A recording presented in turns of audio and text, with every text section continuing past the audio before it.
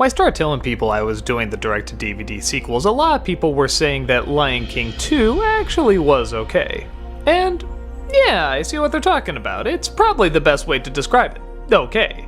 Is it the first film? No. But is it Belle's Magical World? No. It's not good, it's not bad, it's not incredible, but it's not awful either. It's a perfect middle-of-the-road film that you would probably expect. Simba and Nala have given birth to a bouncing baby girl named Kiara, voiced by Neve Campbell. Simba shows her the ropes just like his father did, but it turns out there's a dark, shadowy place that they need to stay away from. No, not the hyenas, now it's the Outsiders. A group of lions that like the leadership of Scar and vow to get the land back. Their leader, named Zira, is training a lion cub named Kovu to be a cold-blooded killer who grows up, kills Simba, and ultimately takes control. Why him? Well, apparently he's a not descendant from Scar. Yeah, it's a little confusing. He's not his son, but Scar took him in as his own, even though there was never anything in the last movie that showed they did. It's pretty forced and stupid, but oh, it makes the message in the end so much stronger. Kiara, of course, befriends Kovu, but they're told that they're gonna grow up to be natural enemies. A few years pass, and seemingly it looks like Kovu wants to leave his pack, having saved Kiara's life and using that as leverage to join Simba. What they don't know is that Kovu is actually planning to kill Simba when he has the chance. Wouldn't you know it, the two just happen to get along and of course fall in love, and that makes things really complicated. Will love prevail and the two warring sides see their faults? Is this as clear a metaphor for Romeo and Juliet as the first one was for Hamlet? Personally, I think it's clever that they're taking from Shakespeare's second biggest play after his first biggest play.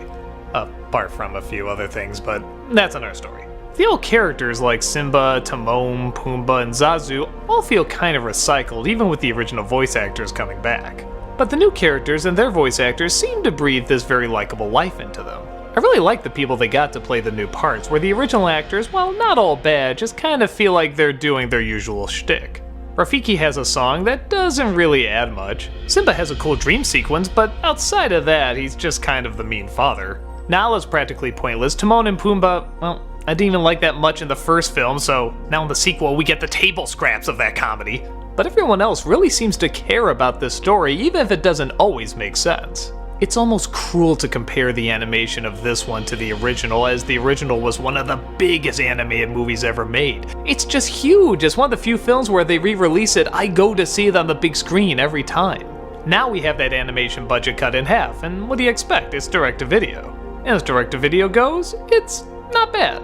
They still have some of that nice line work and try to work in some good backgrounds, but yeah, you're always going to be comparing it to how good the first one looked, and that's always going to be a little distracting.